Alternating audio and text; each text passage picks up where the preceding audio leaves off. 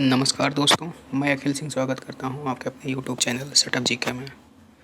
दोस्तों, आज हम एनवायरनमेंट चालू कर रहे हैं और ये जो पीडीएफ है ये प्रस्तुत संकलन जो है संघ एवं राज्य लोक सेवा आयोग द्वारा जो है आयोजित की गई परीक्षाओं के जो सामान्य अध्ययन के प्रश्न होते हैं जो पीसीएस और यूपीएससी में जो है पूछे जाते हैं, एनवायरनमेंट के जो क्वेश्चन हैं उनका संकलन कर रहा हूँ मैं। और ये सभी जो क्वेश्चन होंगे ये सभी पूछे गए क्वेश्चन होंगे, तो आप सभी को इन क्वेश्चनों को ध्यानपूर्वक पढ़ना है। आइए देखते हैं पहला क्वेश्चन क्या है हमारा। दोस्तों, पहला क्वेश्चन है हमारा कि पर्यावरण से अभिप्राय है। तो इसमें ऑप्शन दिया हुआ है कि पहला है ए कि भूमि, जल, वायु, पौधों और पशुओं की प्राकृतिक दुनिया जो इनके चारों ओर अस्तित्व में है। बी नंबर में उन संपूर्ण दशाओं का योग जो व्यक्ति को एक समय बिंदु पर घेरे हुए है। सी नंबर है कि भौतिक, जैविकी एवं सांस्कृतिक तत्वों की अंतःक्रिया व्यवस्था जो अंतः संबंधित है। और डी ऑप्शन है उपयुक्त सभी। तो इस क्वेश्चन का जो आंसर हो जाएगा वो हो जाएगा उपयुक्त सभी। आइए इसकी व्याख्या देख लेते हैं इसकी। और ये जो क्वेश्चन है ये पीसीएस 2006 में आया था प्री में। और इसकी व्याख्या ये है कि पृथ्वी पर पाए जाने वाले भूमि, जल, वायु, पेड़ पौधे एवं जीव जंतुओं का समूह जो हमारे चारों ओर सामूहिक रूप से पर्यावरण जो हमारे चारों ओर है वो सामूहिक रूप से पर्यावरण कहलाता है। पर्यावरण के यह अजैविक एवं जैविक संगठक आपस में अंतःक्रिया भी करते हैं। यह संपूर्ण प्रक्रिया एक तंत्र के रूप में संचालित होती है जिसे पारिस्थितिकी तंत्र के रूप में भी परिभाषित किया जाता है। पर्यावरण संरक्षण अधिनियम 1986 पर्यावरण संरक्षण अधिनियम 1986 के अनुसार पर्यावरण किसी जीव के चारों ओर घिरे भौतिक एवं जैविक दशाएं और उनके साथ अंतःक्रिया को सम्मिलित करता है। तो इस प्रकार इसका ये व्याख्या थी क्वेश्चन का। अब आइए अगला क्वेश्चन देखते हैं। अगला क्वेश्चन है हमारा कि पर्यावरण किससे बनता है। तो ऑप्शन ए है जीवीय घटकों से, ऑप्शन बी भू आकृतिक घटकों से, सी है अजैव घटकों से और ऑप्शन डी है उपयुक्त सभी से। ये क्वेश्चन बीपीएससी 2011 में पूछा गया था और इस क्वेश्चन का जो आंसर हो जाएगा वो हो जाएगा डी नंबर उपयुक्त सभी से। पर्यावरण जीवी घटकों, भौतिक भू आकृतिक घटकों और अजैव घटकों सभी से मिलकर बनता है। इस क्वेश्चन की व्याख्या देख लेते हैं थोड़ा सा। तो पर्यावरण एक अविभाज्य समष्टि है तथा जैविक और अजैविक तत्व वाले पारस्परिक क्रियाशील तंत्रों से इसकी रचना होती है। पर्यावरण में जैविक, अजैविक एवं भू आकृतिक घटक शामिल होते हैं। इस प्रकार इसकी ये व्याख्या थी। और आइए अगला क्वेश्चन देखते हैं। अगला क्वेश्चन है हमारा सामान्यतः पर्यावरण को निम्न प्रकार से वर्गीकृत जो है किया जा सकता है। तो निम्नलिखित में से कौन सा एक प्रकार है जो वर्गीकरण का अंश नहीं है। तो यह क्वेश्चन जो है यूपी पीसीएस प्री 2020 में पूछा गया है और इस क्वेश्चन का पहला आंसर जो आंसर होता है वो परिचालन पर्यावरण होगा। जो है ये परिचालन पर्यावरण जो है इस वर्गीकरण का अंश नहीं है। और पर्यावरण के वर्गीकरण के अंश में जो आएंगे वो भौतिक पर्यावरण, सांस्कृतिक पर्यावरण एवं जैविकी पर्यावरण जो है ये सामान्यतः पर्यावरण को वर्गीकृत करते हैं।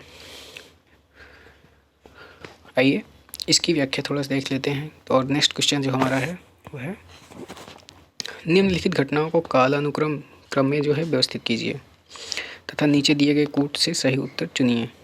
ए नंबर है हमारा रियो पृथ्वी शिखर सम्मेलन, बी नंबर है ब्रेटलैंड आयोग रिपोर्ट का प्रकाशन, मॉन्ट्रियल प्रोटोकॉल का प्रवर्तन, the limit to growth report का जो है प्रकाशन। तो इन सभी का कालक्रम जो है इनको सेट करना है कि सबसे पहले कौन आया, उसके बाद कौन है, उसके बाद कौन है और इसके बाद कौन आया। तो कोड दिया हुआ ADCB और बी नंबर दूसरे नंबर में DBCA, तीसरे नंबर में DCBA, चौथे नंबर में DACB। तो इसका जो करेक्ट आंसर हो जाएगा वो हो जाएगा DBCA। आइए इसकी व्याख्या दिखाते हैं। और यह क्वेश्चन जो है ये यूपी पीसीएस प्री 2020 में भी आया हुआ है। इसकी व्याख्या कुछ ऐसे हो जाएगी कि रियो पृथ्वी शिखर सम्मेलन जो हुआ था वो जून 1992 में हुआ था। ब्रेटलैंड आयोग इसका रिपोर्ट का जो प्रकाशन हुआ था वो अप्रैल 1987 में हुआ था। मॉन्ट्रियल प्रोटोकॉल का प्रवर्तन ये सितंबर 1987 में हुआ था। The limit to growth report का प्रकाशन 1972 में हुआ था। आइए नेक्स्ट क्वेश्चन देखते हैं। नेक्स्ट हमारा पांचवा क्वेश्चन है वर्ष 1987 में जो है संयुक्त राष्ट्र के पर्यावरण से संबंधित एक प्रतिवेदन की प्रस्तुति के उपरांत धारणीय विकास सस्टेनेबल डेवलपमेंट जो होता है पर चर्चा आरंभ हुई थी। वह प्रतिवेदन क्या था? तो वह प्रतिवेदन जो है आवर कॉमन फ्यूचर था। ठीक है, आइए आगे देखते हैं। ब्रटलैंड रिपोर्ट, जिसे आवर कॉमन फ्यूचर के नाम से जाना जाता है, WCED world commission on environment and development द्वारा 1987 में जारी की गई थी। इस रिपोर्ट में सतत विकास की संकल्पना का जो है प्रतिपादन किया गया था। अगला क्वेश्चन देखते हैं। छठा क्वेश्चन हमारा है, धारणीय विकास किसके उपयोग के संदर्भ में अंतरपीढ़ीगत संवेदनशीलता का विषय है? धारणीय विकास है, ये किसके उपयोग में अंतरपीढ़ीगत संवेदनशीलता का विषय है? तो ऑप्शन ए है प्राकृतिक संसाधन, बी भौतिक संसाधन, सी औद्योगिक संसाधन और सामाजिक अध्ययन जो है डी नंबर है। तो इस क्वेश्चन का जो आंसर हो जाएगा वो प्राकृतिक संसाधन हो जाएगा। यह क्वेश्चन भी यूपीपीएससी प्री में 2012 में आया हुआ था। आइए इसकी थोड़ा सी व्याख्या देख लेते हैं। धारणीय विकास की वह धारणा है जिसके तहत वर्तमान की आवश्यकताओं के साथ साथ, ध्यान देने वाली बात है कि वर्तमान की आवश्यकताओं के साथ साथ भविष्य की आवश्यकताओं को भी ध्यान में रखा जाता है। धारणीय विकास की प्राकृतिक संसाधनों के उपयोग के संदर्भ में अंतरपीढ़ीगत संवेदनशीलता का विषय है। धारणीय विकास का मुख्य उद्देश्य पृथ्वी के प्राकृतिक संसाधनों का न्याय संगत उपयोग, संरक्षण तथा उचित प्रबंधन करना है। आइए नेक्स्ट क्वेश्चन देखते हैं। सातवां क्वेश्चन है, और आपको बता दें कि इस क्वेश्चन को मैं सिर्फ स्टार्ट कर रहा हूँ और इसमें हमने सिर्फ 10 क्वेश्चन लिए हैं। अगर आपको पसंद आएगा और आप ऑफिशियली जो है पसंद आएगा ही आएगा। और आइए, और ये वीडियो हम अब जारी रखेंगे जब तक की पूरी, अब तक जो घटना चक्र की जो जितनी भी बुक है उसमें जितने भी प्रश्न पूछे गए हैं उन सभी का मैं संकलन आपको वीडियो के माध्यम से दे पाऊँगा।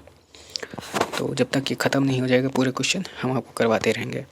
तो सातवां क्वेश्चन जो हमारा है वो है सतत विकास के लिए आवश्यक है। तो ऑप्शन ए है जैविक विविधता का संरक्षण, प्रदूषण का निरोध एवं नियंत्रण, और सी नंबर है निर्भरता को घटाना। तो सतत विकास के लिए जो आवश्यक है उसका ऑप्शन जो हो जाएगा ये सभी।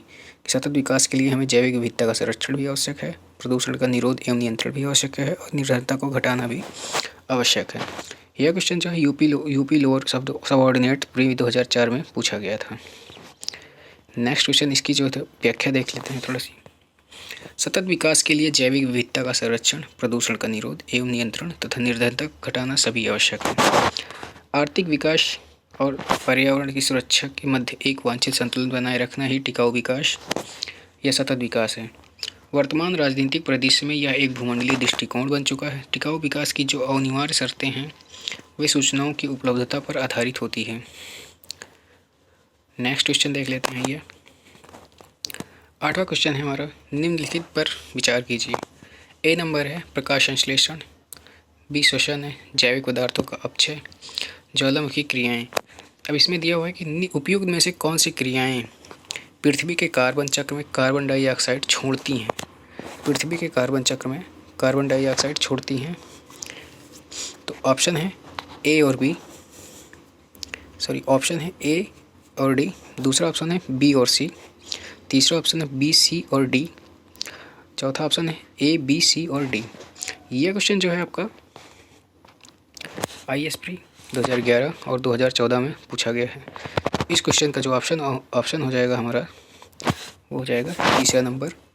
तो पृथ्वी के कार्बन चक्र में कार्बन डाइऑक्साइड छोड़ती हैं श्वसन, जैविक पदार्थों का अपचय, ज्वालामुखी क्रियाएं, लेकिन प्रकाश संश्लेषण जो है ये कार्बन नहीं छोड़ता है।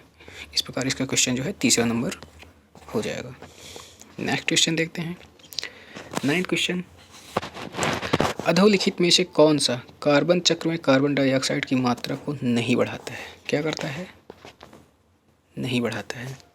तो अभी हमने पिछले क्वेश्चन में पढ़ा कि कार्बन डाइऑक्साइड की मात्रा को बढ़ाता है तो ज्वालामुखी पदार्थों का अपचय और श्वसन था। तो इसमें पूछ रहा है कि नहीं बढ़ाता है, तो इसका ऑप्शन हो जाएगा प्रकाश संश्लेषण। यह क्वेश्चन यूपीपीएससी मेंस 2012 में पूछा गया था। नेक्स्ट क्वेश्चन देख लेते हैं। नेक्स्ट एंड लास्ट क्वेश्चन है 10 क्वेश्चन में है तो सौर विकिरण की सबसे महत्वपूर्ण भूमिका होती है। तो सौर विकिरण जो होता है उसमें सबसे महत्वपूर्ण भूमिका होती है किसकी? तो जल चक्र में जो है सौर विकिरण की सबसे महत्वपूर्ण भूमिका होती है।